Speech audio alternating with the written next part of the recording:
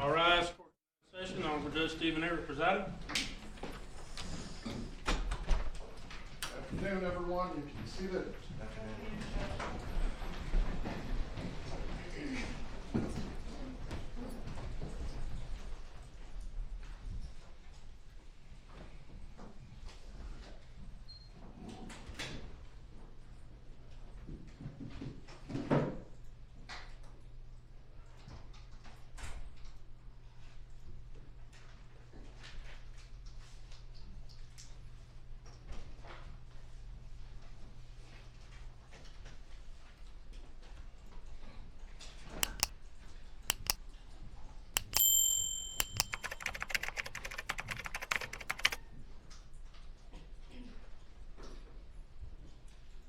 Is your Zoom open or are you working on that?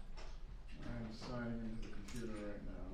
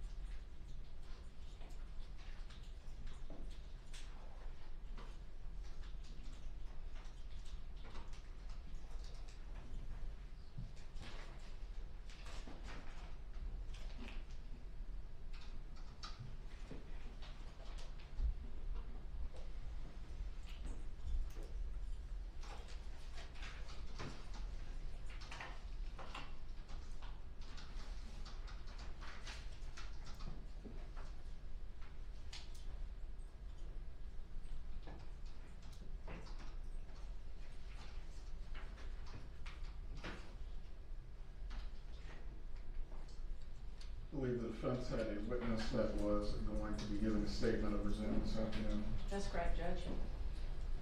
Is there anyone that is going to be attending on behalf of the state as well?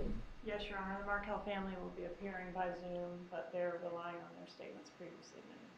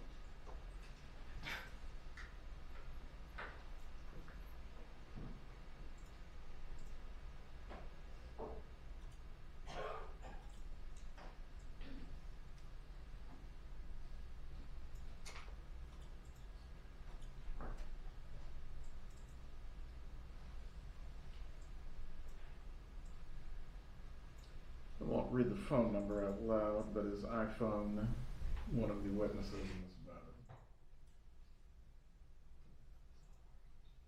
I believe the gentleman appearing as our witness, Judge, his case.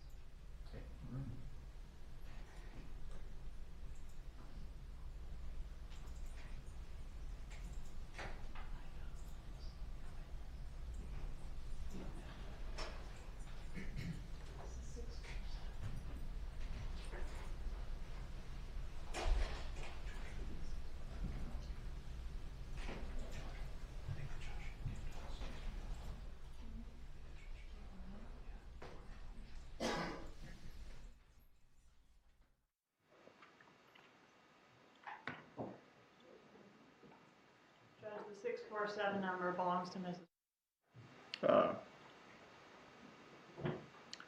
You can tell her to rejoin. Yes, sir.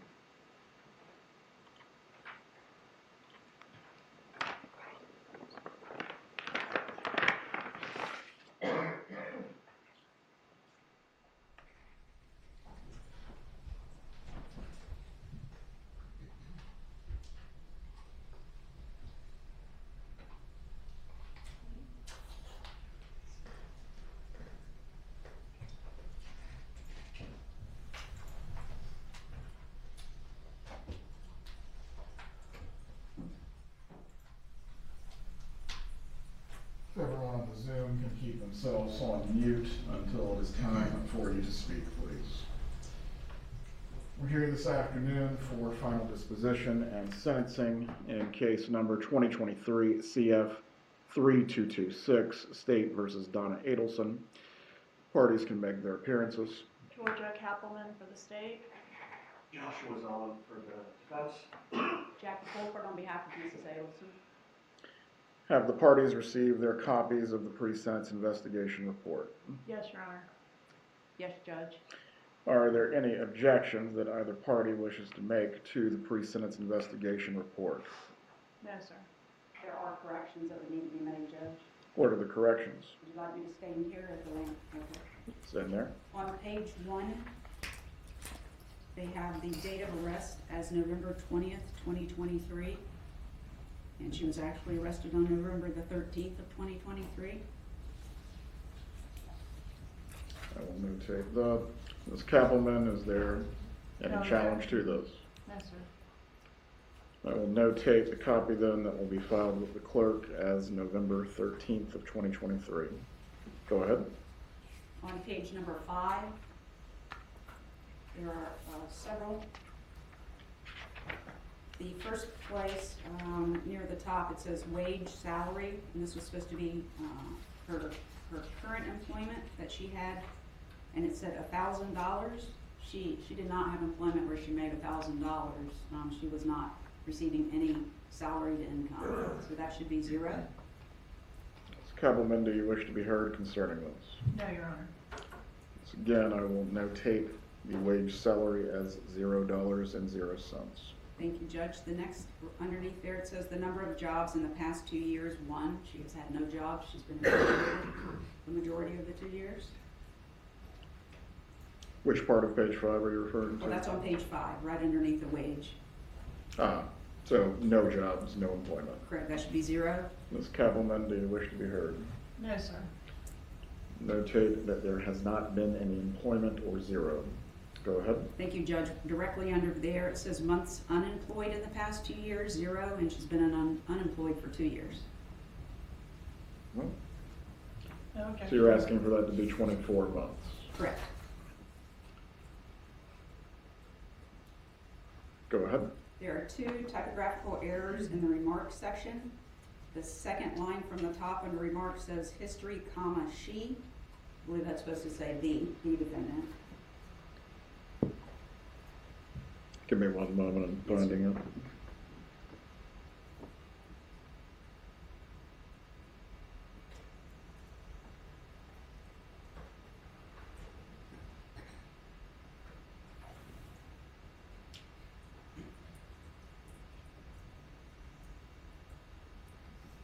You said history is the first word leading into the correction? History is right next to the word she. You see that's on the second line down. It says remarks, and then the word right under there on my copy says history, comma, she.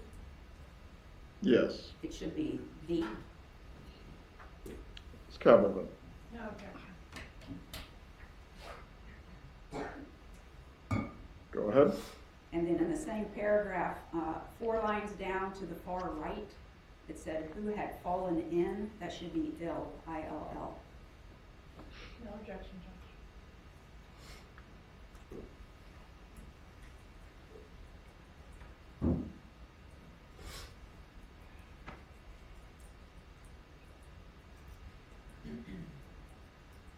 Go ahead, Ms. Wolford. Yes, sir. Going down under the financial status to where it says estimated total debts, in the second line, it says a second mortgage was taken out to pay for their home. That should say legal expenses, not home. No objection.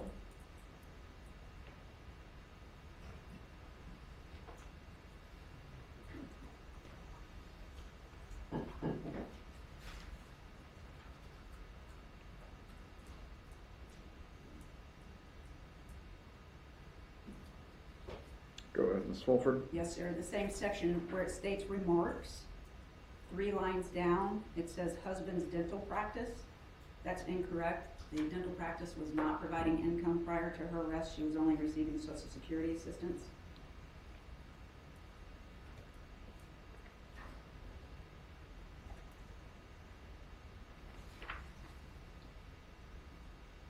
You're just asking husband's dental practice to be scratched through. That's correct. The only income was, they listed Social Security, but they listed both. No objection. Well, anything else? On page 7, Your Honor, about halfway down the page, it has the remarks section. And if you go 1, 2, 3 lines from the bottom where it's listing grandchildren, on the right, it has a child's name, 14, and then it says a female, 7. That's actually a male. No objection.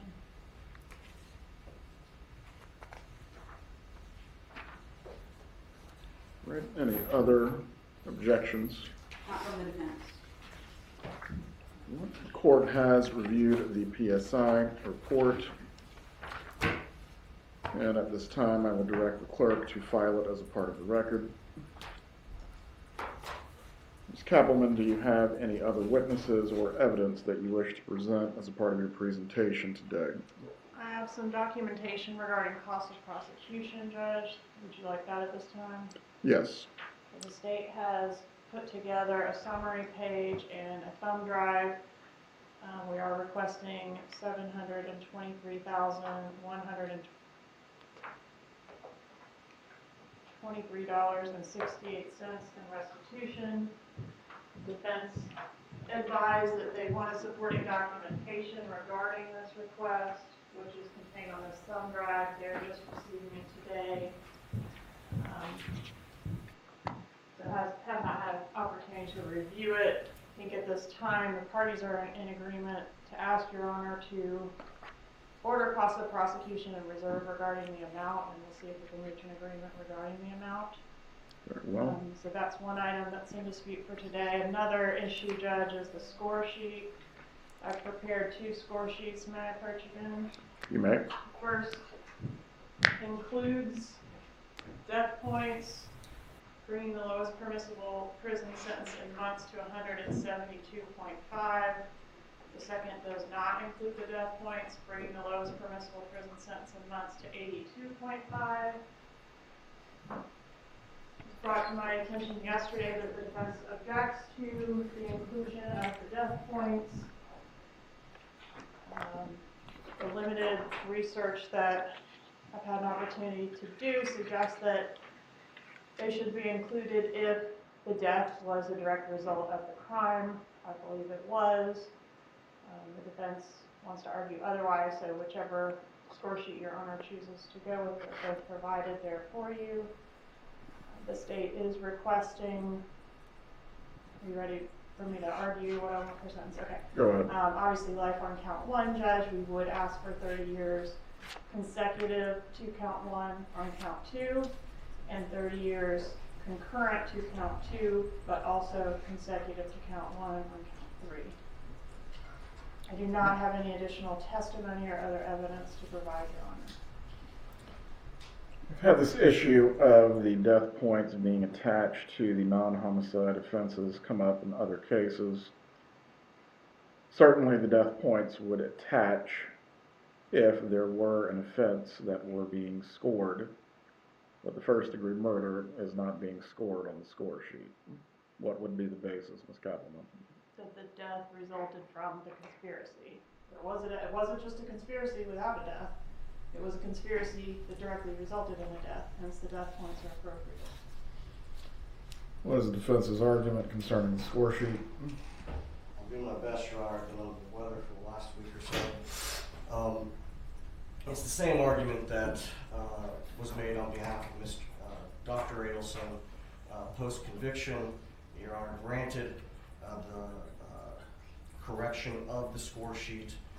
Solicitation and conspiracy do not require an actual death. And I'll just rely on the same cases that were relied on by Dr. Adelson. State versus Johnson, 561 Southern 2nd, 1321. The crime, quote from that case, the crime of solicitation is completed when the actor, with intent to do so, has enticed or encouraged another to commit a crime. The crime need not be completed. And then in Becky v. State, 423 Southern 2nd, 417, second DCA, crime of conspiracy consists of two necessary elements: an agreement, 1, and 2, an intention to commit the offense. Once the intent is formed and the agreement is made, the conspiracy is complete. Just like Your Honor did in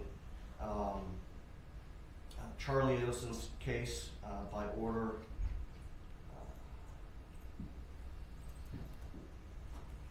that was not opposed by the Attorney General's office. I believe that order is dated January 24th, 2025. Your Honor agreed with that position and ordered the state to prepare a corrected score sheet without data points. Kappelman, my memory of this is in line with the defense position. Certainly, if the state wishes to take any appeal concerning the score sheet, that is your choice. Understood, Judge. Death points will not be added to the score sheet that is signed by the court. Is the defense ready to proceed with its presentation? Yes, Judge. You may proceed. Thank you. Would you like me here or at the podium?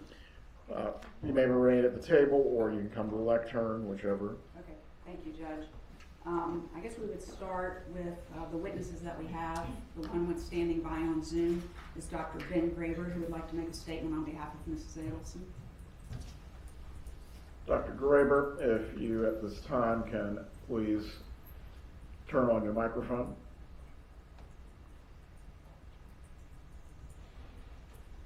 Please raise your right hand, sir. Dr. Graber, if you can raise your right hand to be sworn. Do you swear or affirm the testimony you're going to provide today will be the truth?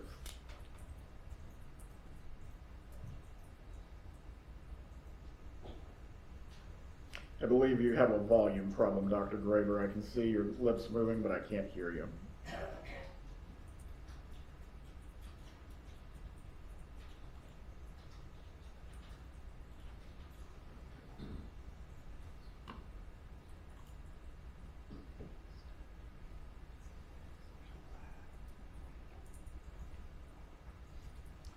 I guess just so I can test that we do have proper audio, Dr. Graber, before you get started, Mr. Markel, if you can turn on your microphone and say 1, 2, 3 for me so I can test this audio.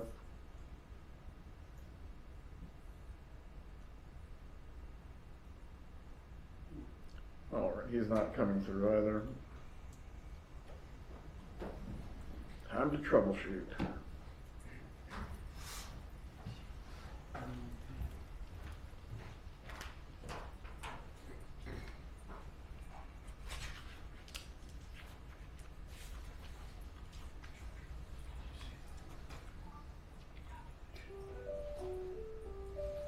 Yes, but I didn't know what I was supposed to do.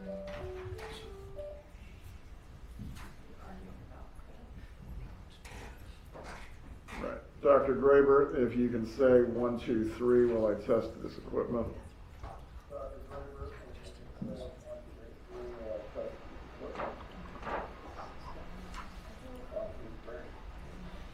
All right, I can hear you now, but we can't get them over the loudspeaker.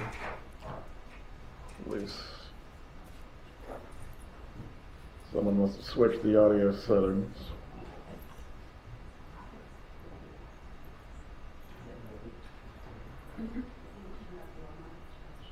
My mic's fine. It's the witnesses need to be heard.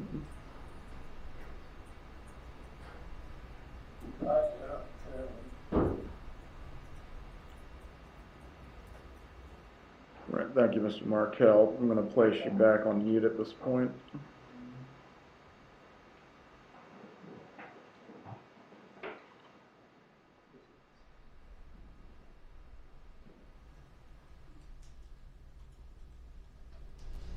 All right, Dr. Graber, try to talk for me one more time. 1, 2, 3. 1, 2, 3. 1, There 2, we 3. go. Judge and a Radio Shack, man, all in one. All right. It's working? It is. Let me swear you in again, sir. Please raise your right hand. Do you swear or affirm the testimony you will give today will be the truth? I do. You can lower your head. If you're examining the witness, or is he reading a statement? He's gonna present a statement, Judge. Dr. Graber, you may proceed at this time. Thank you, Your Honor. I appreciate the opportunity to come and speak on behalf of Donna Adelson. If I can, let me just brief description of who I am, my background. I've been a friend of the Adelson family since 1979. The first 20 years I knew them, we were actively engaged in many activities. The last 20 years, I haven't seen them that much until this trial became apparent to me. And my background is I'm a medical doctor practicing obstetrics and gynecology, 45 years here in Florida. I was also a state legislature from 1988 to 96, representing Coral Springs and parts of Broward County. I was the county commissioner in Broward County and mayor of Broward County for 1 year in 2006. Also a professor at the University of Florida Medical School and the University of Miami Medical School in clinical OB/GYN. And I'm here to speak today on behalf of Donna Adelson, the person I've known for a great deal of time. Hi Donna, just want to say hi. I'm sorry I can't be there to hug you. And I'm sorry we didn't get to have that dinner after your trial was over. But I'm here to, on your behalf, to let you know that you have friends, and I believe in you. Let me say that, Tom, I never thought we'd be here at this situation when I first met you. It was a total shock to me and to our families. And it's a tragedy for me to have to be here to talk about this. I feel very bad for your family, for the Markel family, for the tragedy everyone's experiencing. To me, I've been following this for 2 years. It appears to be a dissolution of two families. My background is similar in many ways to both families. Like Ruth Markel, I'm the son of Holocaust survivors. I actually was born in Germany as a displaced persons camp. Came to the United States at the age of 18 months. So like the boys, Lincoln and Benjamin, I don't have a lot of recollection from the first beginnings of my time in the United States, where they don't have the recollection of their father, which is very sad to me. But they do have families, and I had family. And we have to learn a great deal from our tragedies how to come back into life. My distress is not just for Donna and the Adelsons, but for the Markels as well, and especially for 3 generations of each family, which I see in tragic downward swing. And yet, I did meet Lincoln and Benjamin at the bar mitzvah last year, and I got to meet those 2 boys, wonderful boys. Unfortunately, I never got to meet Dan Markel, but I have read many of his articles. Very impressive, very brilliant, very talented man who made some very good points about the law and about compassion in the law, which he felt could be improved. And I agree with that. So part of what I'd like to say today is basically that I do believe that Donna is a victim of not just circumstance, but has been actively exploited by parties involved in this case. I believe she was exploited by her son.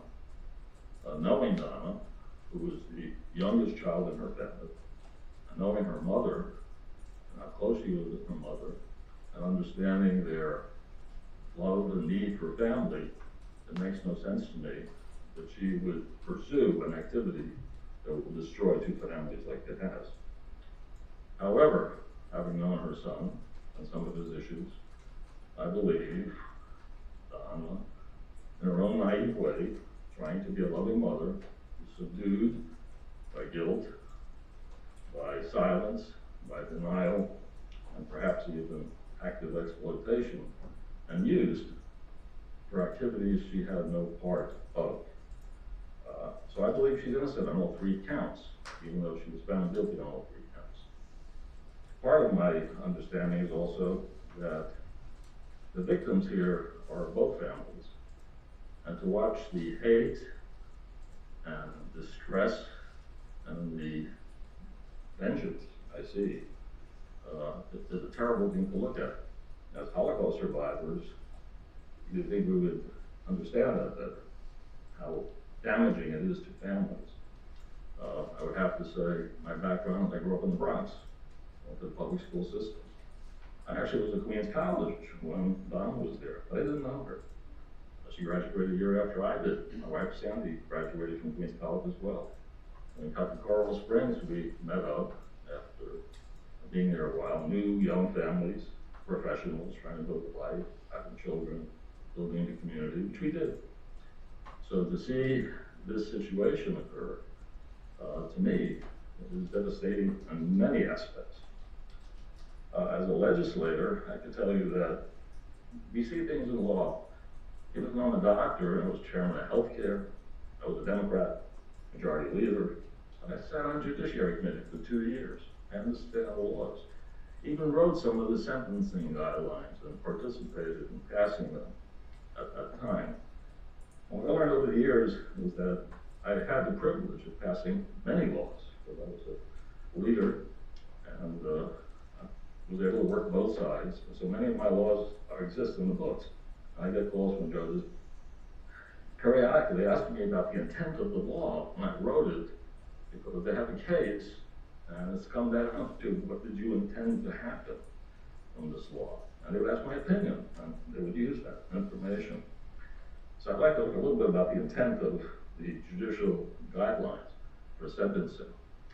I think the life without parole is a very harsh sentence.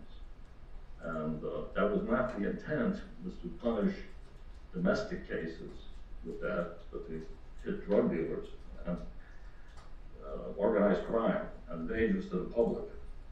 But I think it's been switched over to be used in conspiracy theories against the average citizen, which is not the intent of the law, in my opinion. Second of all, I think that it's unfortunate that this case has gone into so many new victims. And we've already, you have 4 victims who have been found guilty of murder. 2 have committed the murder, maybe 1. The other are conspiracy theories. And I would believe that I would suggest that needs to be reviewed by the legislature. That's my opinion. Now, in this case, Dr. Graber, before you continue, is this being offered as character? Because he is not an expert on the law. It's character, Judge. Very well. You may continue, Doctor. Yes, that's my opinion from my background. It's not, I'm not giving a professional opinion, I'm giving my personal opinion from experience. What I'm asking the court today is, to me, the court, the judicial system, the power of the judicial system is in the judge. And it is the judge who is the presenter of a safety net for the public. To show some compassion when the cold written law, with every box checked off, shows no compassion, where does the compassion come from? It should come from the judge, it should come from the jury. And I think that maybe that's something we have to consider. So at this point, what I'm saying is that I believe Donna Adelson was a 5-star mother, did everything she could do for her kids, for her family, for her community. She has no bad intentions. She's not a leader, she's a baby in her family. She's always been the follower. Yes, she makes noise and she complains, but that's not her behavior, this is not her profile. So I understand that nothing can be changed, but I want to put on record that I believe she is innocent of these 3 counts, and we believe her. With that, I would have to say, sometimes bad things happen to good people, and I think this is one of those cases, and it's unfortunate. For the families, I would ask, beg them, think about the 2 boys. Dad is not here, but a piece of him is here, and those 2 boys. And their future, they're both teenagers now, their future depends a lot on what's going on here, and how they're gonna be perceived in the future, and how they will interpret the future based on this. So I think it's time for some compassion, some understanding, some forgiving. Perhaps it's time to take a step back and let everyone heal from this process. With that, I say to you, to Donna, Samuel and I love you, we support you and the family, and we hope for you the best. God bless you. And Your Honor, thank you for letting me speak. Defense have an examination for the witness? No, Judge. Does the state have an examination for the witness? No, sir. Dr. Graber, you can remain on the Zoom. I would just ask you to mute yourself at this point. Thank you. Defense have any other witnesses to present or evidence? Yes, Judge, we have Rick Shagrin, who's present, who would like to make a brief statement.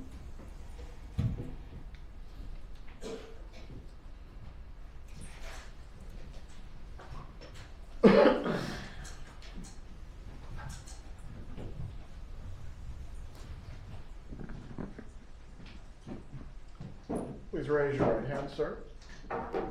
Do you swear or affirm the testimony you will give today will be the truth? I do. You can lower your hand. You may direct the witness or you may give a statement. If you could state your full name, please. My name is Richard Gordon Chagrin. And have you prepared a statement here today? Yes, I have. Okay, you can give that to the court at this time. This is on behalf of myself and my wife Susan Brotman, an attorney at law. We have known Donna Adelson for over 35 years. She's been a dear friend and travel companion, and we are still in shock of her current circumstances. We know her to be a loving parent, wife, and grandparent. We stand behind her claim of innocence. We feel the trial was held in a county where there's been a lot of bad and inaccurate negative publicity, therefore not allowing a fair trial. We contend if a change of venue was granted, she would have been found not guilty. We are hopeful she will be relocated to South Florida, where she can pursue all legal remedies available. Thank you very much for your consideration. Thank you, sir. These are character statements or quibbling about the evidence and the rulings? It's character, Judge. They're here to talk about their friendship and time. Thank you. Any witness examination for Mr. Chagrin? Scott. No, Your Honor. You may be seated. Any other witnesses? We did provide to the court, if you received your copy, Judge, some very short letters that were written as character support on behalf of Mrs. Adelson, if I may go through those at this time. Go ahead. Thank you. The first letter that was submitted to the court was by Annie Cunningham and Ronald Gutterson, who testified at trial. They say, "We are writing this letter to restate our knowledge and feelings regarding Donna Adelson. We have known Donna since 2009 and consider her to be our dearest friend. Donna is a kind, caring, loving person. She was always concerned with the welfare of others. She is not the monster portrayed by the media. Donna is incapable of threatening or harming anyone. Donna is almost 76 years old and in frail health after almost 2 years of incarceration. We will always believe her to be innocent and ask the court to take these factors into consideration when deciding Donna's sentence." Next, we submitted to the court was one of her longtime friends, Ruth Rosenberg, who wrote, "I immigrated to the USA from Israel when I was 1 month shy of 12.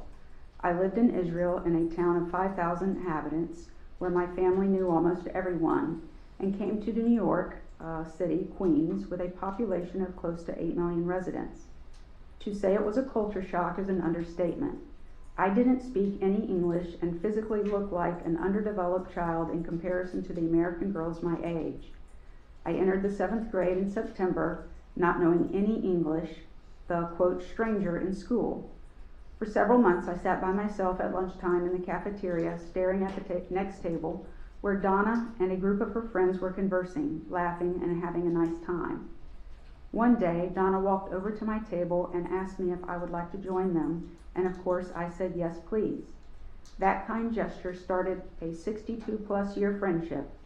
She invited me to her house to meet her family, and over time we became like sisters. I can recall several instances where Donna helped me obtain a job so I can help my parents financially. She introduced me to a family in a bungalow colony in the Catskills who needed a mother's helper for their daughters in the summer of '66. The money I earned helped my parents pay for the closing costs on their house. The following summer, she got me a job as a counselor at Camp Allegra in the Berkshires. When I had to decide on a career path, I consulted with Harvey and Donna about applying to dental school as my college advisor had recommended. Later that year, I was chosen to be the maid of honor at their wedding. We remained close friends throughout the years, even though we lived more than 1,000 miles apart. Our families visited each other periodically, making sure that our children and grandchildren got to know each other. We attended life cycle events of our children, bat and bar mitzvahs, weddings, special birthdays, etc., and now our grandchildren's. Donna has always been a kind-hearted, generous, loving, and caring. She is one of my best friends, and I will forever remember and appreciate how she helped me with English while I helped her with math in Parsons Junior High School, and remained loyal through these 62-plus years. The situation she is in today is unimaginable to me. That is not the person I know and love. We also submitted a letter from Ron Ellis to the court. My name is Ron Ellis, and I have had the privilege of knowing Donna Adelson for more than 30 years. I am writing to you in hope of offering some perspective on the woman I have come to know so well over the course of our long friendship. Donna has been a steady and caring presence in my life. When my stepson passed away 11 years ago at the age of 34, Donna was there for me in ways I will never forget. She sat with me in my grief, listened when I needed to talk, and offered comfort when I felt overwhelmed. That kindness and empathy is the Donna I know. Someone who shows up for her friends and offers strength in their darkest moments. Over the years, I have seen Donna's compassion extend beyond just me. She has been a devoted mother, a loyal friend, and someone who consistently tried to bring warmth and generosity to those around her. I understand fully the gravity of the situation before the court, but I hope that when you consider Donna's sentence, you will also weigh the years of kindness, care, and humanity she has shown to others. I believe that Donna still has the ability to contribute positively, even under these circumstances, and that she is capable of reflection and growth. I respectfully ask that you take these qualities into account when you make your decision. Thank you for your time and consideration. Respectfully, Ron Ellis. And then a brief letter from Marion and Tim Schaffman. She writes, we have known Donna for over 50 years, and although we live far apart and have seen her often over the years, we wanted to share with you our impressions of the lovely person we have known. Donna has always been a loving, kind mother and wife, and also an exemplary daughter to her parents, who often stayed with their family. We have never heard her utter a negative word about anyone, and had tremendous pride in every member of her family. She retained many friends from her childhood and developed long, satisfying friendships with the new people she met throughout each stage of her life. Donna was always intelligent, charismatic, and sensitive to everyone. She always listened to anyone's problems and offered a helping hand when she could. Most notably, her genuine concern over our and others' health issues was truly appreciated. As you can see, it is very difficult for us to view her as anybody other than the sweet, caring person we knew. Sincerely, Marianne and Ted Schaffman. Next is a letter from Jessica Usury. Dear Judge Everett, my name is Jessica Usury, and I am writing this letter to express my personal experiences and knowledge of Donna Adelson's character. Donna and I share a beloved grandson, Roman Harvey Adelson, born in 2017. My first memory of Donna is a video made and shared on Mother's Day 2017. Charlie Adelson surprised his mom with the news that he and my daughter Brianna were expecting a baby. It warmed my heart to watch Donna's genuine excitement and happiness caught on video. Our families began spending time together as events and celebrations took place. I recall Donna being warm and welcoming. As I got to know her more, there was no doubt in my mind that she was a loving and devoted wife, mother, and grandmother. Roman's birth was a scheduled cesarean section on December the 5th. On that day, I was overcome with mixed emotions of excitement and fear. A family awaited Roman's birth at the hospital during unnerving procedure. Donna was affectionate and compassionate, as I was visibly anxious and emotional. I will always remember how she reassured and calmed me that day. We shared tears of joy and the hugs when a beautiful and healthy boy came into this world. Donna was caring and supportive of Bree as a new mom. I have many fond memories of time spent with the Adelsons. Although Charlie and Bree were no longer a couple beyond Roman's first year, we all remained close. Donna has been kind, thoughtful, loving, and generous. Thank you sincerely for taking the time to read the letter, Jessica Goosery. And then a short letter to whom it may concern. I've worked at Adelson Institute for Aesthetic and Implant Dentistry from October 3rd, 2011 to September of 2022. During my time of working there, I had the opportunity to experience the beautiful person that Donna Adelson is. Through my time of working often side by side with her, I've witnessed her grace and ability to diffuse upset patients. She is incredible with having compassion for others and is truly one of the sweetest people I know. She's so supportive and understanding when it comes to her employees. When an elderly person comes in as a patient, she always made sure they had assistance, whether needing help filling out forms or even opening the reception door for them. She always jumped at the opportunity to be kind and helpful. I witnessed this and I know it was sincere. I still use what I've learned from her and apply it while I'm at work every day. I recognize the gravity of the situation and understand the seriousness of the legal process, but I respectfully ask that you consider the positive qualities that define her. Sincerely, Erica Johnson. And then the last letter that we submitted from was Attorney Gary Cohn.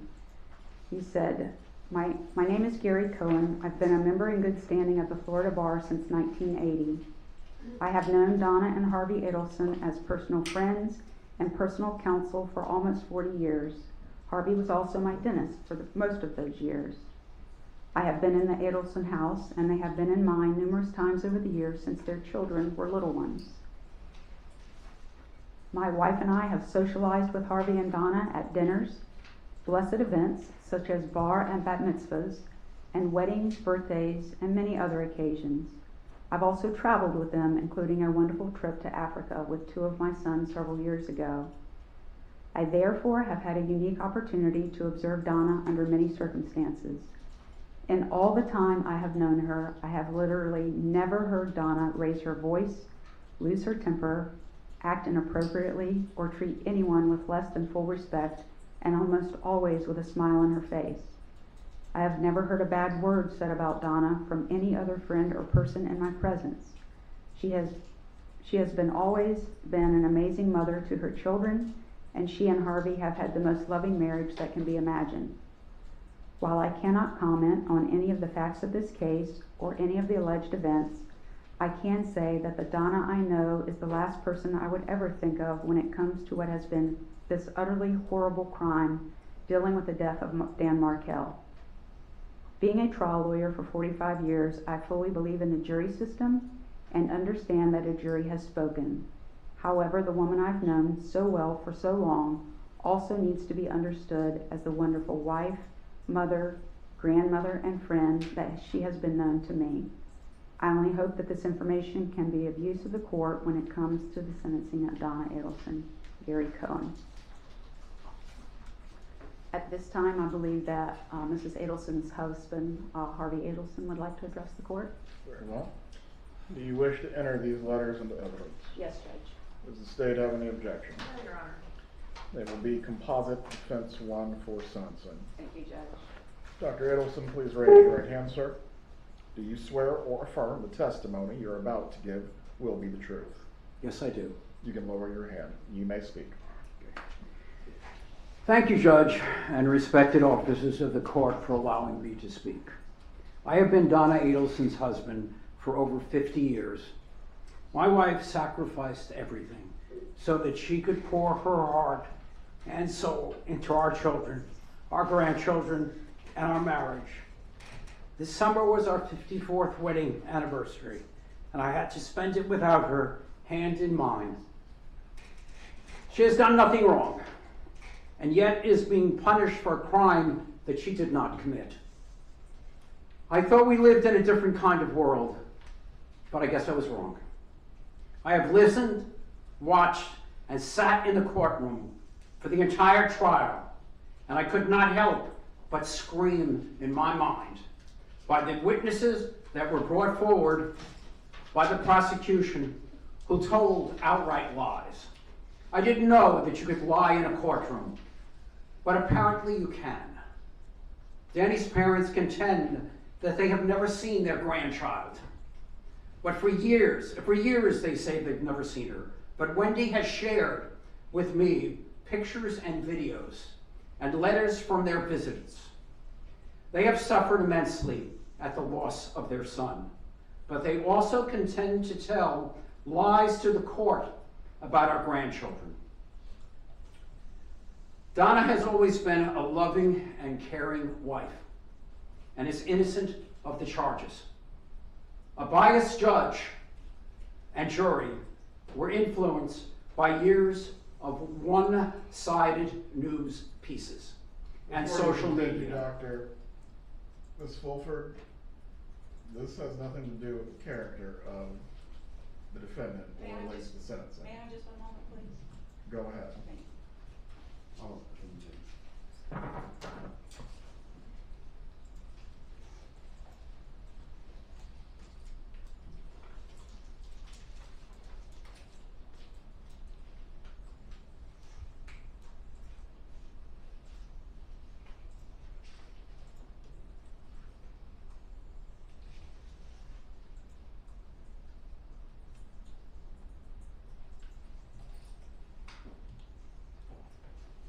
Just 1 second, please.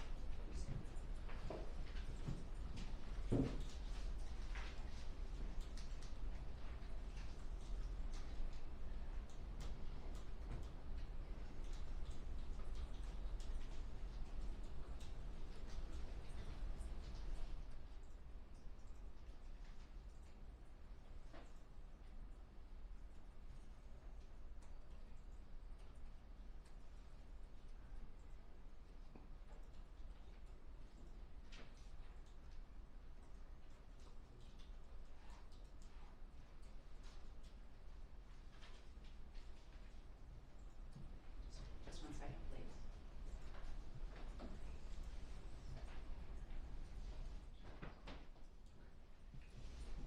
All right, thank you for letting me continue. Donna did not participate in the heinous acts that she was convicted of doing. You are sending an innocent woman to prison. You have taken my wife and you have taken my life as well. And for what? This is not justice. It is vengeance, and it is wrong. Thank you. You have an examination for Dr. Adelson. No, Your Honor. No, Judge. Any other witness statements that you wish to give? I don't believe so, just 1 second.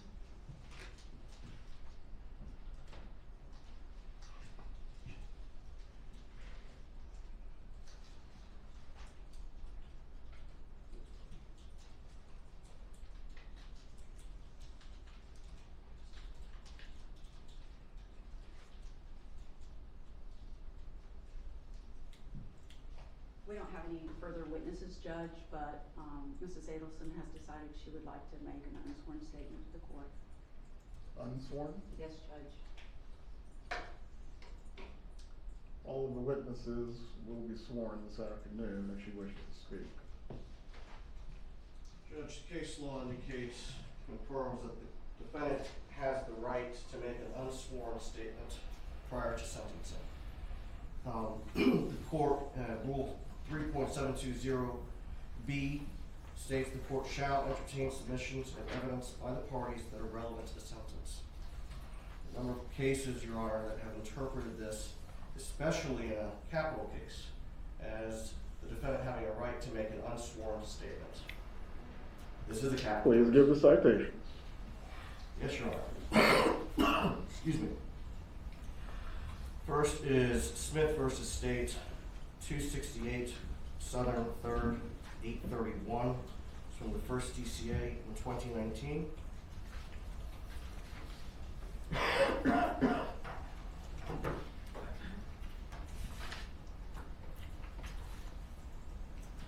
want me to continue your argument? Give me one moment. Yes, sir. Bringing up my Westlaw.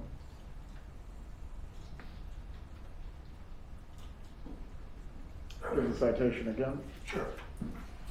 It's 268 Southern 3rd, 831.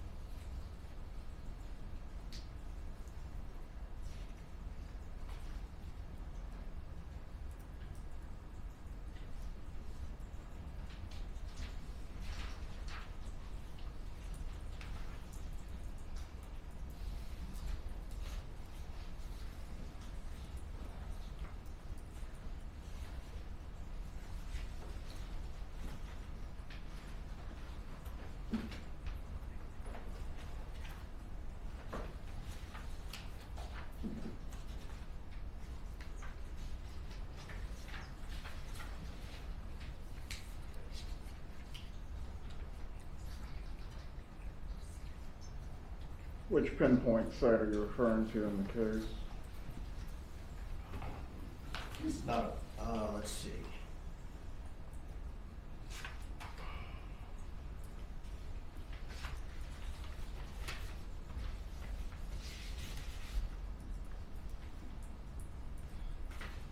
So, Your Honor, I'm gonna give you this one. It's Hill versus State, 246 Southern 3rd, 392. It's from the 4th District Court of Appeal. One moment. Yes, sir. 246 Southern 3rd, what's the last part? 392.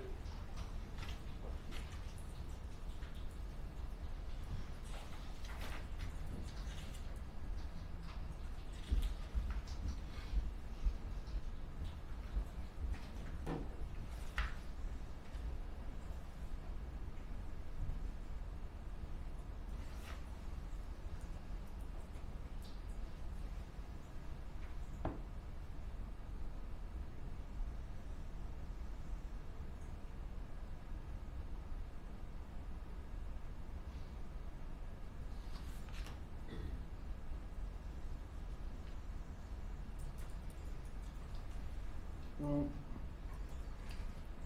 seeing in the case where it does state the defendant has a right to make an unsworn statement, we will proceed. Thank you, Your Honor. Judge.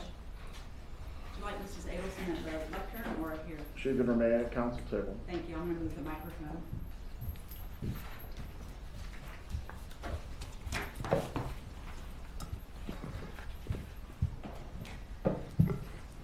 I need to speak loudly because this is not amplified, just. Okay. Is this loud enough, Judge? I can hear you. Thank you for letting me speak. My son-in-law, Dan Markel, was a fine and decent man. He was well-educated and passionate about his career.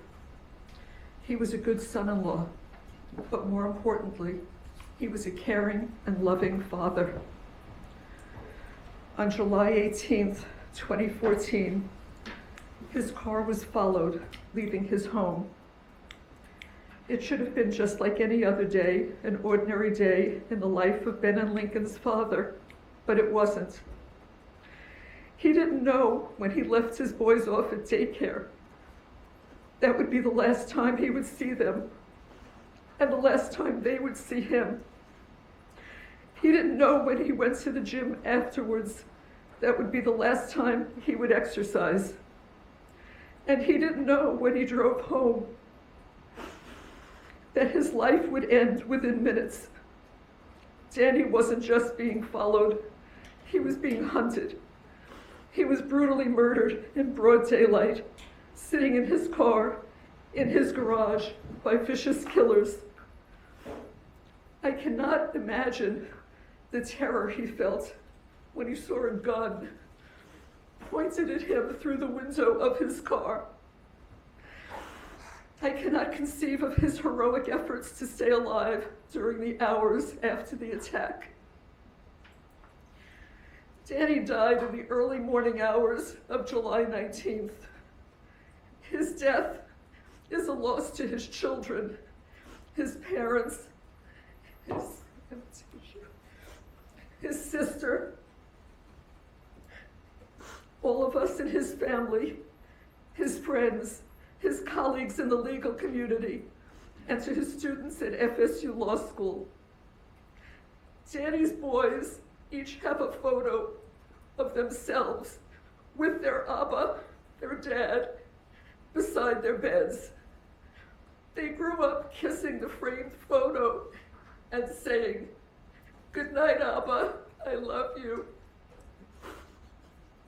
But pictures and memories are all they have, because cruel, cold-hearted people took him from all of us who loved him. My heart was broken when Danny died. My grandsons were going to grow up without the father who loved them. I wondered, how could we help these boys through this trauma?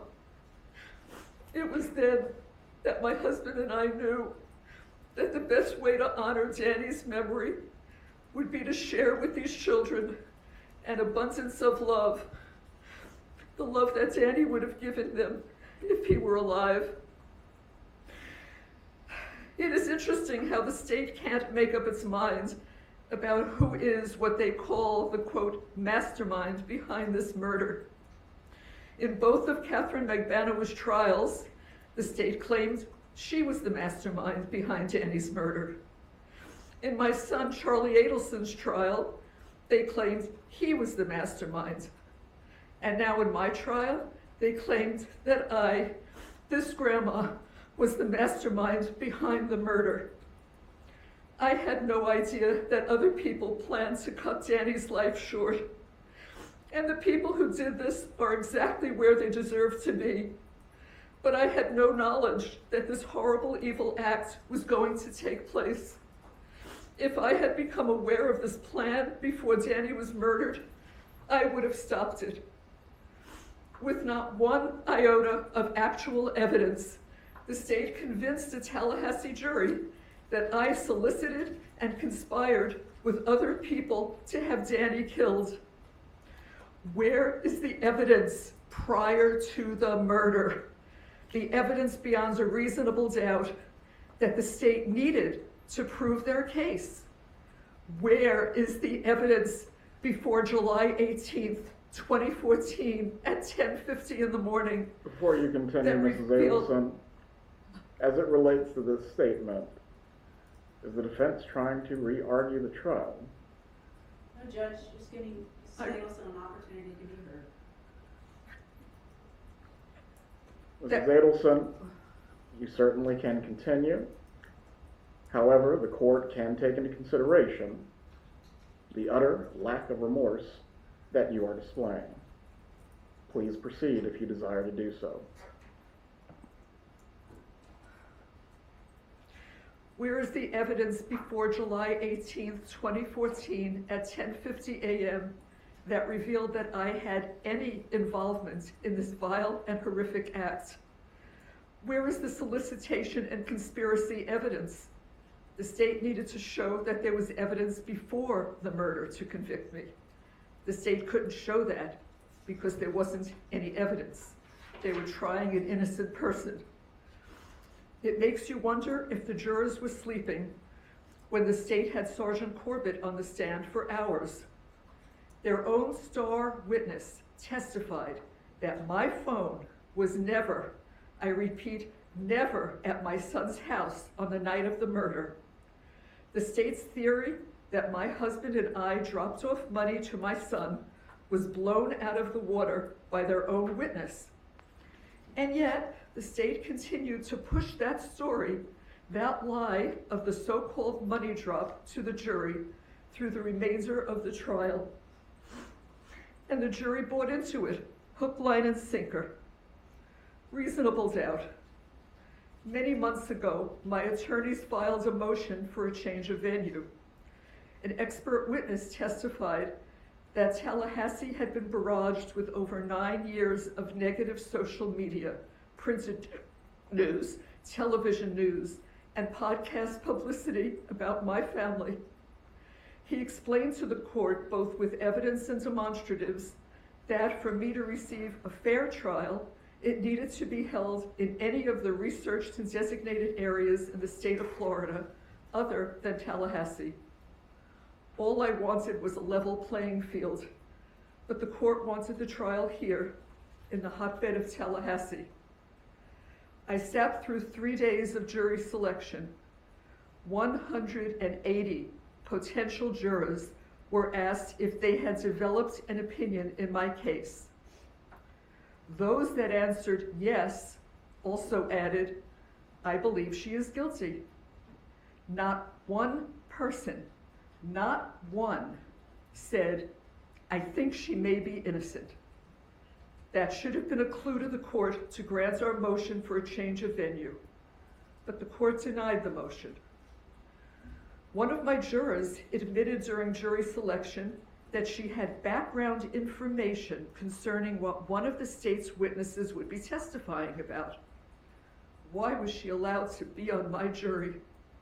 What moment? Another juror, Mrs. Fulford, oh, I didn't hear you. Mr. Zellman, again, this has nothing to do with elocution of any sort. This is a raising of grievances, which are properly given to the appellate court.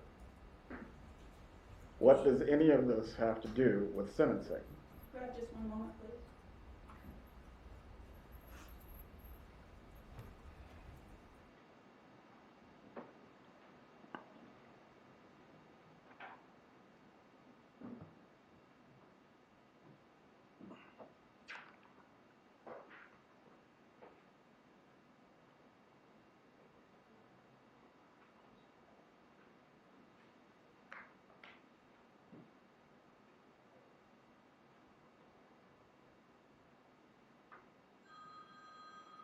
Turn that phone off or step out.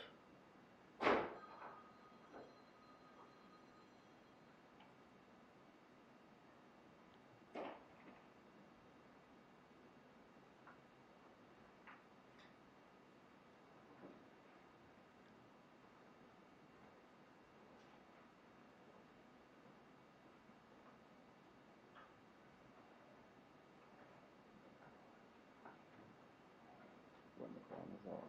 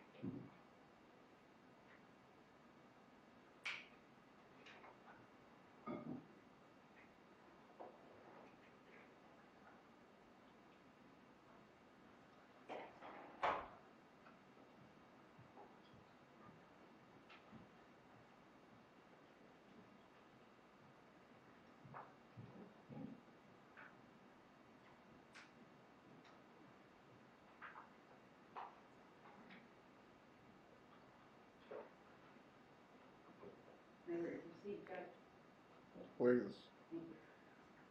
What happened to Danny is unforgivable. But I am an innocent woman convicted of this terrible crime without evidence. Danny was a brilliant legal scholar. He would have been appalled at the total lack of justice that went on during my trial. He would have been embarrassed to have his name associated with any of it. There are 2 crimes here. The first was Danny being viciously murdered. The second one is taking my life, the life of an innocent woman. Convicting me should not be retribution for Danny's death. That is not justice for Dan. I've always respected the law. I've never gotten a parking ticket, but I'm going to prison for a murder I did not commit. I do intend to file an appeal so that hopefully I have the opportunity to be given a fair trial outside of Tallahassee. 11 years ago, Danny was murdered and taken from all of us who loved him. For the past 9.5 years, the state has broadcast to the world, including Danny's parents and sister, that I hired hitmen to kill him. Never in a million years would I have wanted Danny to be harmed or killed, nor could I ever do something that would leave these two small boys to grow up without him. I love these boys more than life itself. This is a lifetime of loss for these children. They didn't deserve this. His family didn't deserve this. Danny didn't deserve this. And so, as I appear before you today, Your Honor, I promise you with my whole heart, I swear to you on my life, I was not involved in any way with Danny's murder. I was not.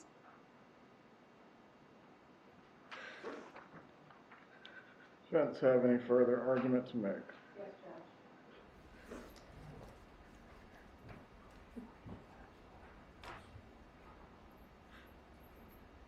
Judge, before Ms. Fulford makes the argument, I want to address a comment that the court made a few moments ago concerning considering lack of remorse in fashioning a sentence. In Shepherd v. State 227 Southern 3rd 746, the First District Court of Appeal held that lack of remorse cannot be considered in fashioning an appropriate sentence. If this were a situation where remorse and admission of guilt may be grounds for mitigation, the lack of these factors cannot be used to increase the defendant's sentence, and such reliance violates the defendant's due process rights. And they also rely on Ritter v. State 885 Southern 2nd 413, also a first DCA case. I believe the Supreme Court has ruled on this issue concerning remorse and lack of showing remorse as well. If you need me to find the citation for you, I will. Yes, please. We'll take a 10-minute break. Gentlemen, were you able to review Davis? Briefly, Your Honor, Davis was not a capital case. This is a capital case. Although the criminal punishment code would only apply to the non-capital cases, I would already submit to Your Honor that it is distinguishable under those circumstances. Going to read from Head Note 8 and 9.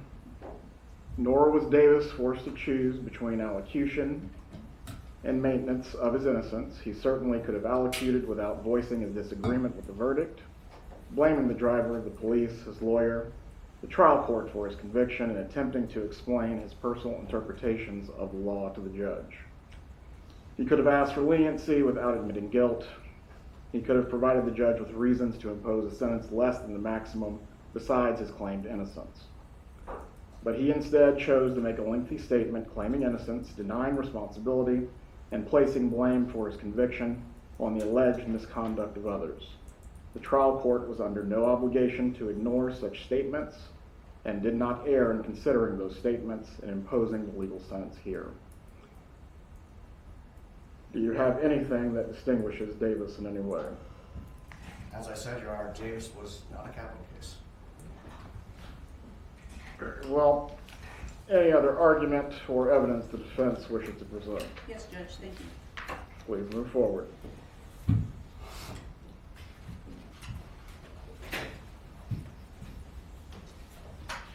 Your Honor, we're aware that in count 1, the court has no choice but to sentence Mrs. Adelson to life for the first-degree murder charge. We are going to request a downward departure as to counts 2 and counts 3, the solicitation and the conspiracy counts. What are the grounds? Pardon me? What are the grounds? Yes.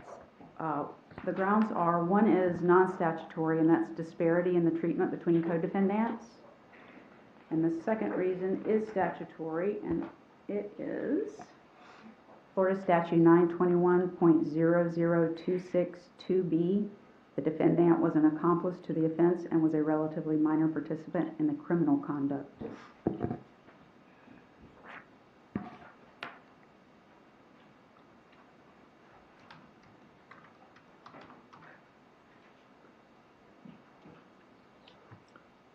The evidence in support of sub B would be the trial record, or do you have something more specific? For 4B, we're going to rely on the trial record with respect to the conduct of Mrs. Adelson, and we would ask the court to take judicial notice. Your Honor did preside over Charlie Adelson's trial, and the evidence regarding the other co-defendants' activities or participation was also brought out in the testimony in the trial of Mrs. Adelson, so we'd rely on that record, Judge.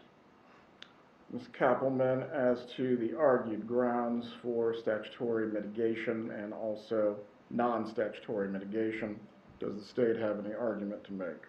No, Your Honor. You may continue. Thank you, Judge. I'll start with the disparity. Do you need case law citations for this, or you're aware of it, Please. Judge? Okay. The first case would be Sanders v. State, 510 Southern 2nd, 296. This is a Florida Supreme Court case from 1987. One moment. 510 Southern 2nd. What was the other part of the citation? I have copies, Your Honor. 296, and that's Florida Supreme Court in 1987. Go ahead. State versus Fernandez, 927 Southern 2nd, 939, which is a third DCA case from 2006. May I approach, Your Honor? You may.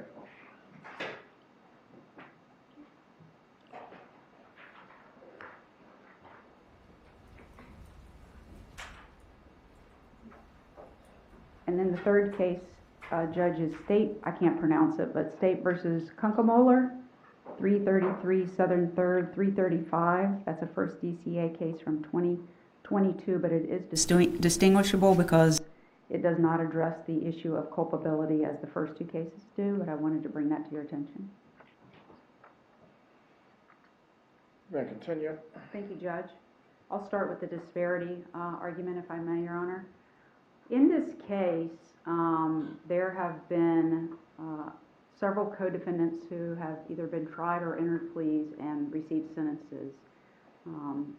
I want to, for this particular argument, relate exclusively to Luis Rivera. He testified in the trial, and through himself and other witnesses, Your Honor has heard what he did in this case.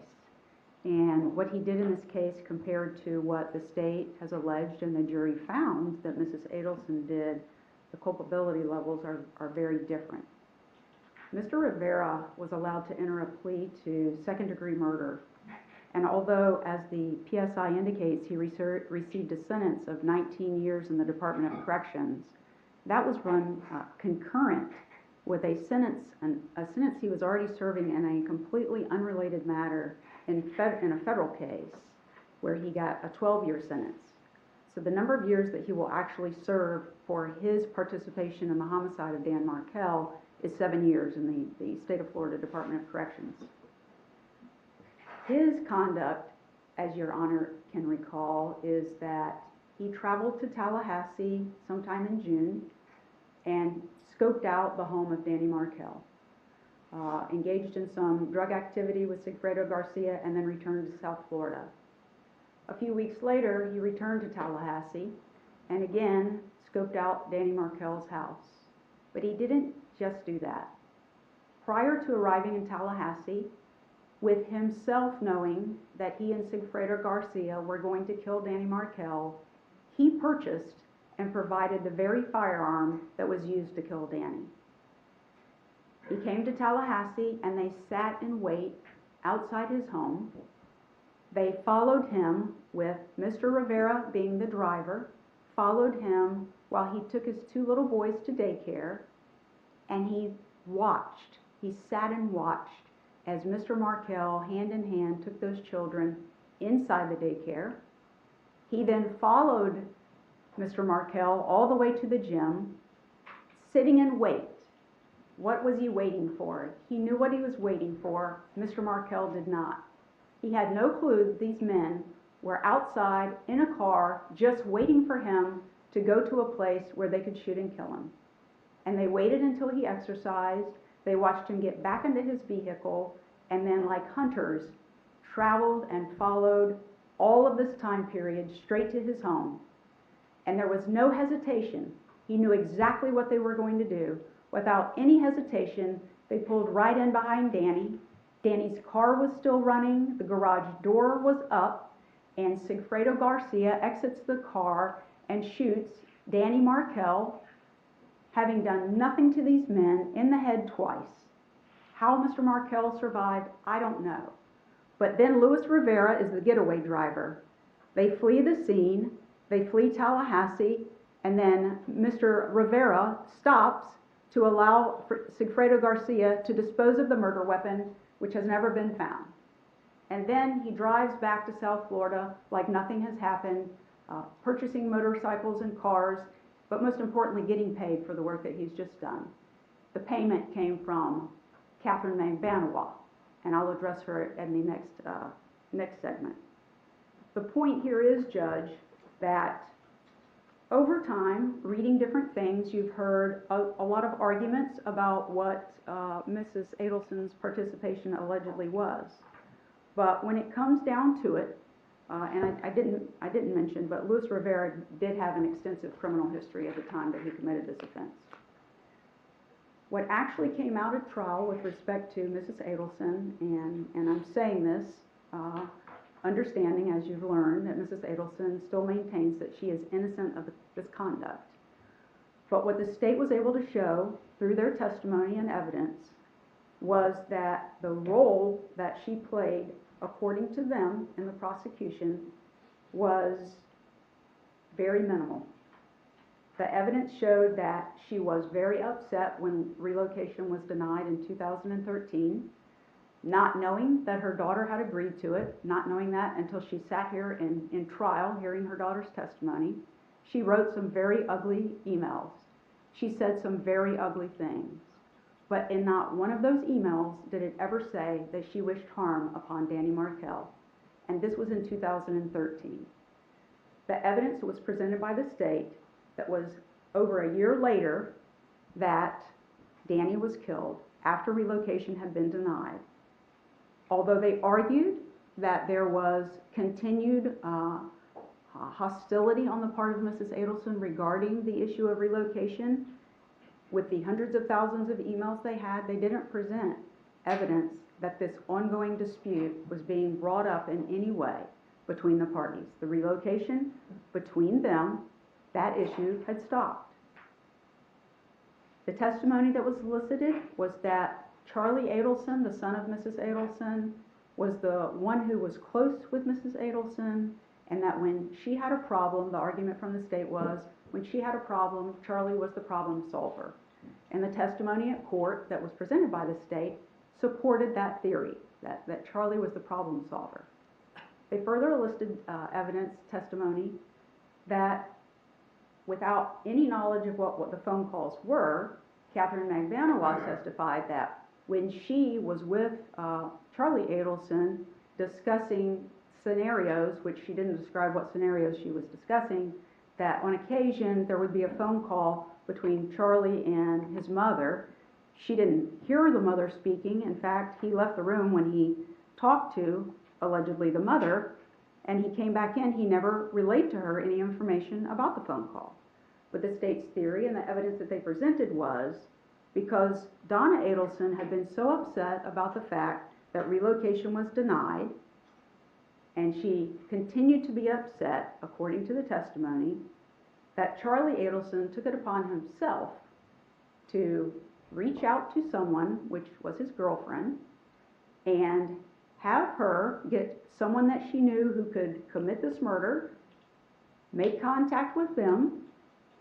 According to the testimony in the state, in this case, Charlie Adelson told Catherine Magbanawa, I'm not trying to be disrespectful, it's just those the names were reused, but Mrs. Magbanawa, that she wanted him killed and he would pay for that to happen.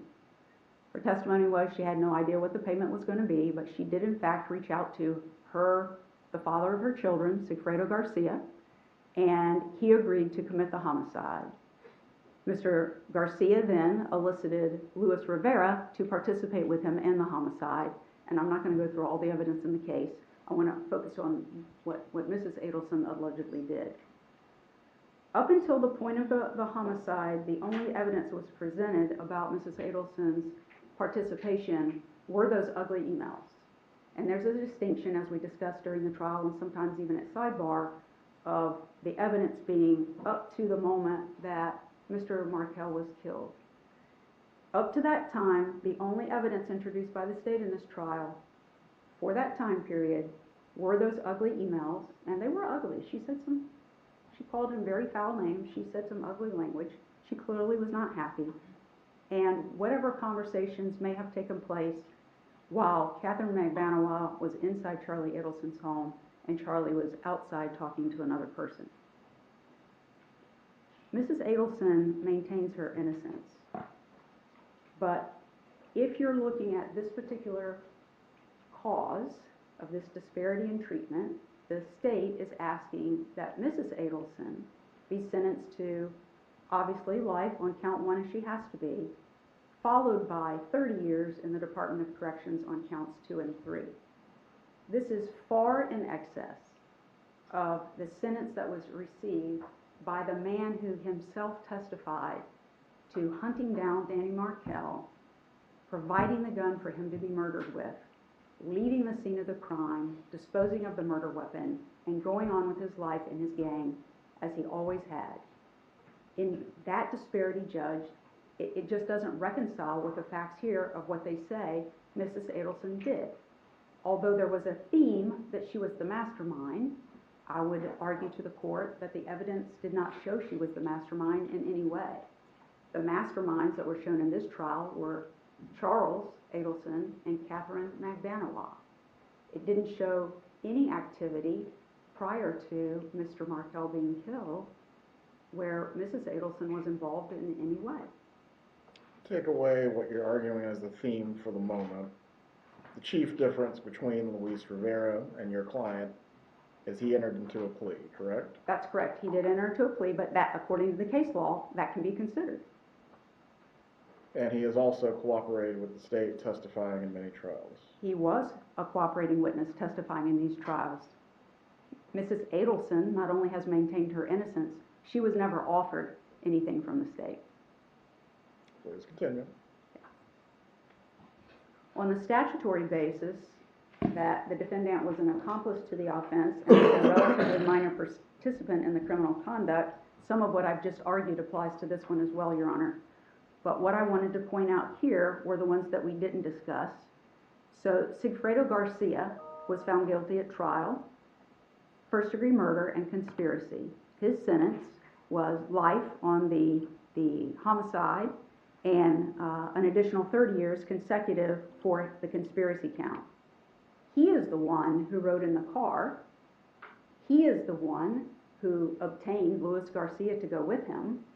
He is the one who sat in the seat knowing he was going to exit the car while they hunted down Danny Markel. And he's the one who got out and shot Danny Markel in cold blood. Left like nothing had ever happened. Along the way, made many stops, including getting out to hide the murder weapon, and then went on with his life. The killer is getting the same sentence that the lesser participant, the state is suggesting, get as well. Life in prison on count 1, followed by 30 years for the conspiracy and solicitation. Luis Rivera, I've already told you what his role was. Catherine McBanawa got the information from Charlie Adelson according to the evidence, and at his request obtained someone, Sigfredo Garcia, to do the killing. She is the one who coordinated between Charlie Adelson and Sigfredo Garcia and Luis Rivera. Although she testified that she didn't know Luis Rivera was involved until after it was over, the evidence that the state submitted clearly contradicts that. She was communicating with Luis Rivera before, closely to the homicide, and then shortly thereafter. She's the one that spoke to him. She was sentenced on the first-degree murder to life in prison, and on the solicitation and conspiracy, she was sentenced to an additional 30 years. It was run consecutive. Again, the same sentence that they're asking for on Mrs. Adelson is the sentence that this woman who heard the request for a homicide, found the person to commit the homicide, stayed in communication with both of the individuals who are responsible for killing Danny Markel, followed up with them and provided payment to them, and then took payment back from them for her to keep for herself. She was also paid in this. She participated, knew it was happening. They had proof that she knew it was happening. That was submitted to the court. All of that evidence clearly distinguishable from the conduct that they presented in evidence about what Donna Adelson did. Charlie Adelson, according to the testimony in this trial and his own, Charlie Adelson wanted Danny Markel dead. So on his close or very first date with Catherine Magbanawa, he asks her out in public at Halloween, some Halloween function, hey, do you know anybody who could get somebody killed? According to her testimony, she followed through with that. With Charlie Adelson, never with Donna Adelson, never communicated with her in any way about this. She worked then, if that's what happened and that's what's been testified to, she worked with Charlie Adelson from October of 2013 until Danny Markel was brutally killed in July of 2014. That entire period, and there's evidence, she admitted to most of it, to her conduct, and there's evidence that was presented in this trial and Charlie's that that's what happened. They made this plan, and that his stapled money was used to pay the killers in this case some $130,000 in cash that was divided up amongst Sigfredo Garcia. Sorry, my mouth is getting dry. Excuse me. Go ahead.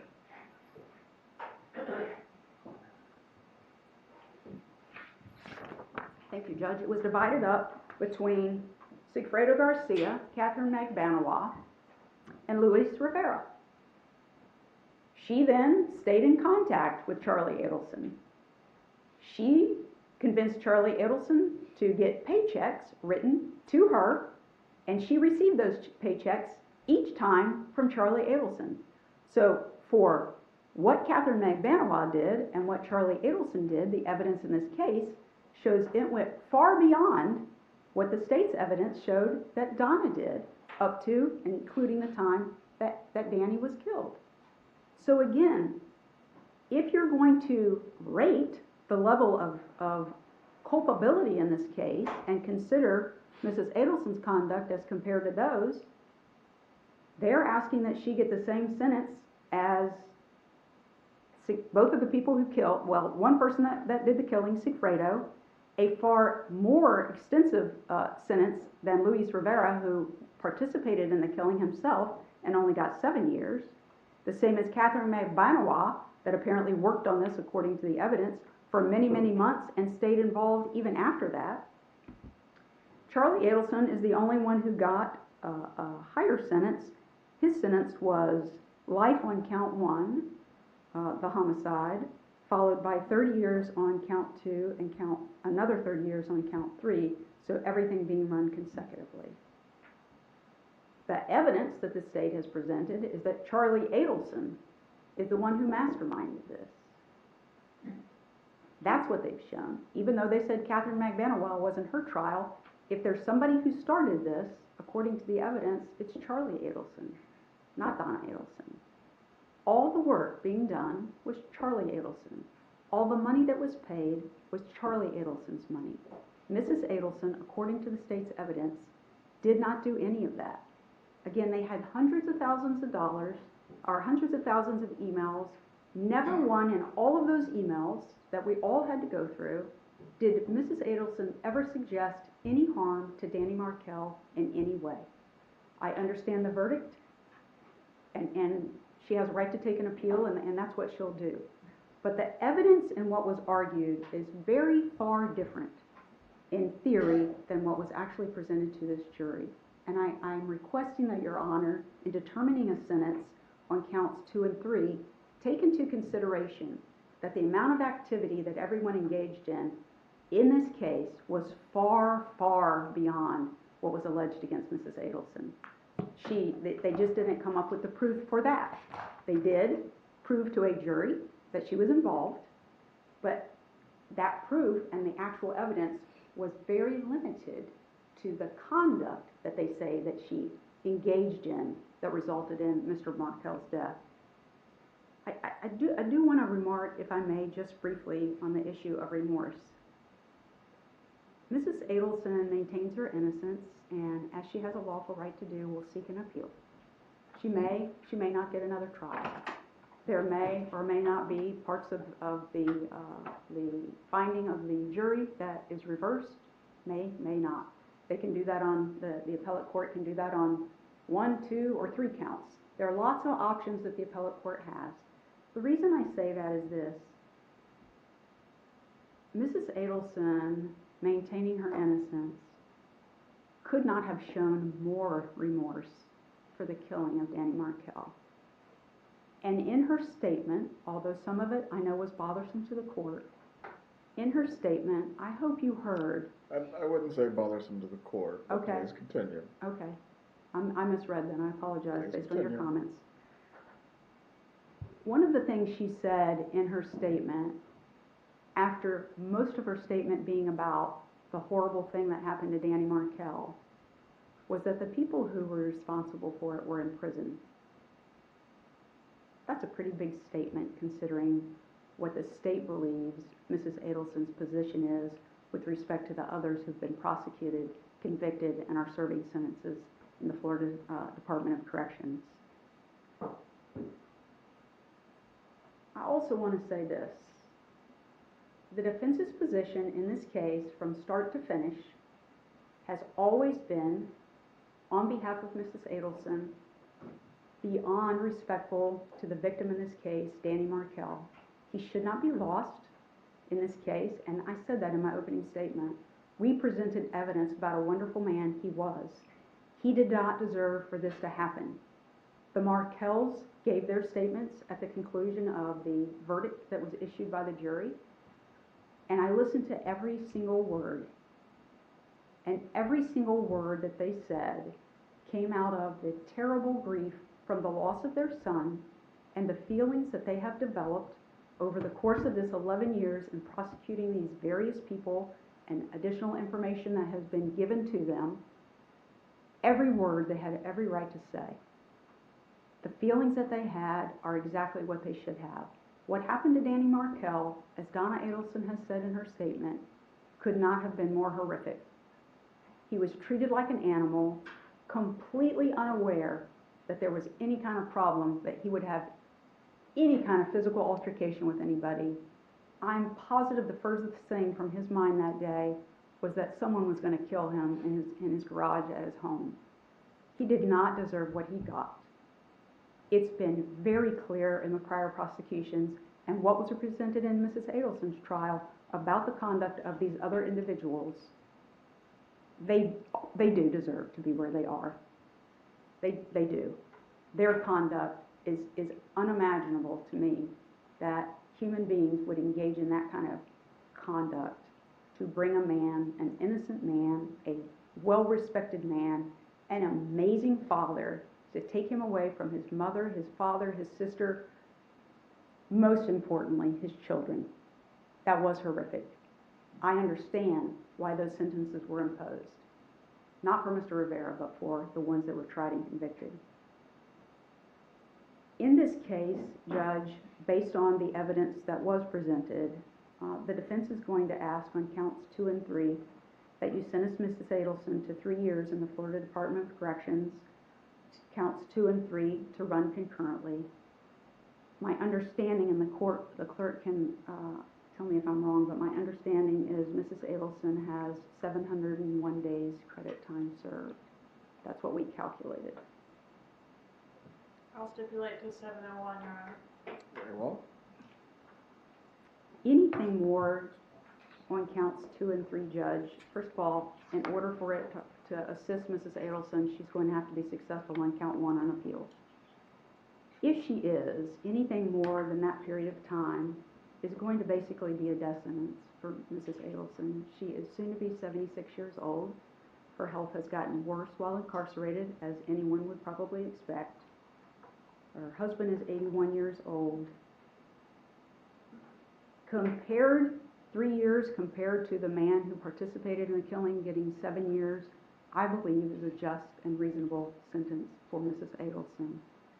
We are also going to ask Your Honor, after imposing sentence, I know it's nothing but a recommendation, but we would ask if you make a recommendation to the Florida Department of Corrections that Mrs. Adelson be placed as close to Miami as possible, where her husband resides, so that she can have visitation.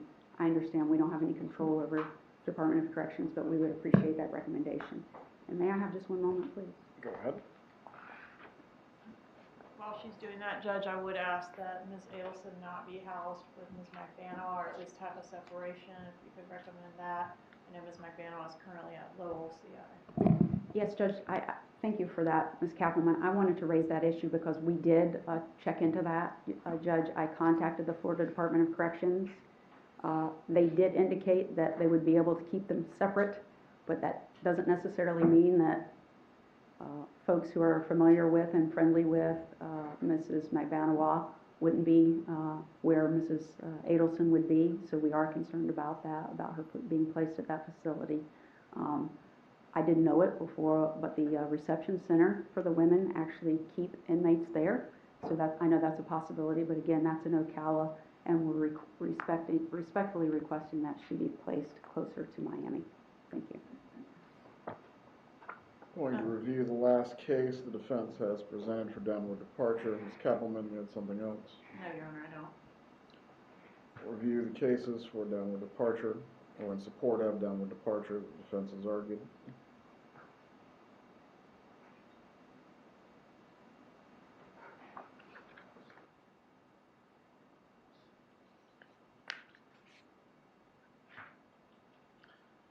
Having reviewed the cases presented by the defense concerning the downward departure, also as well the argument that has been presented, the court has reviewed its notes of the trial and will rule on the issue of downward departure at this point.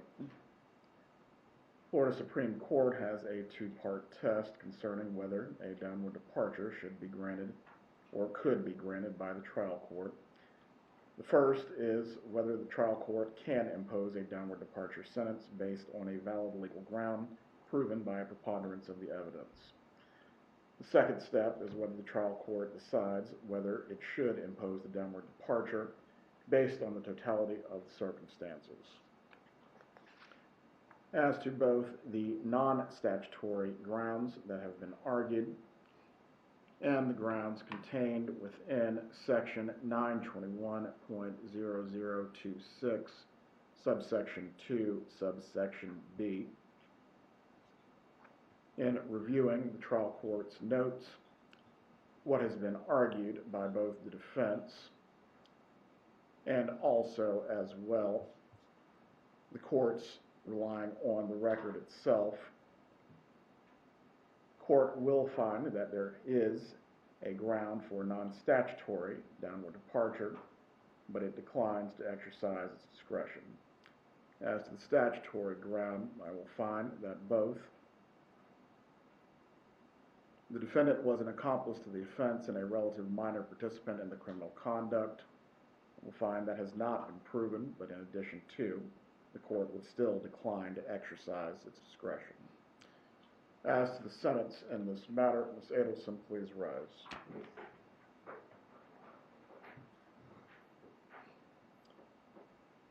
Level of planning and coordination to bring the murder of Professor Markel to fruition was significant in this case.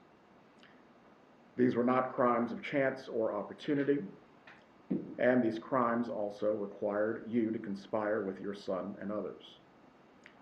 You certainly can choose to deny your involvement and maintain innocence. The court finds the evidence in this case is clear. You will be sentenced accordingly this afternoon. The jury has found you guilty on charges of first-degree murder, conspiracy to commit first-degree murder, and solicitation to commit first-degree murder, and the court previously adjudicated you guilty as to these same charges on September 4th of this year. On count 1 of the indictment for first-degree murder, you are hereby sentenced to life imprisonment without the possibility of parole or release pursuant to sections 782.04 and 775.082 sub 1 sub a Florida statutes. On count 2 of the indictment, conspiracy to commit first-degree murder, you are hereby sentenced to 30 years in the Department of Corrections that will run consecutive to count 1. The court will also sentence you to 30 years in the Department of Corrections on count 3. Counts 2 and 3 are to run concurrent with each other, but consecutive to count 1. As to the fees and costs, the clerk can please announce those at this time.